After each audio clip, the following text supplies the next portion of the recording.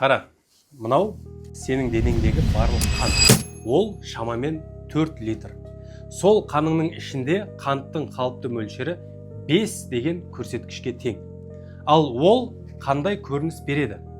Қандағы қант деңгейі 5 дегеніміз бүкіл қаныңда бір ғана қант текшесі ерігенімен бірдей. Ал енді сұрақ.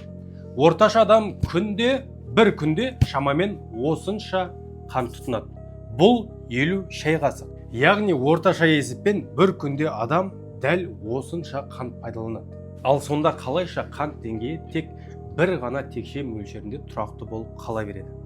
Егер біз қантты күніне сонша жейтін болсақ, бұл тек инсулин гормонының арқасында мүмкін болып отыр.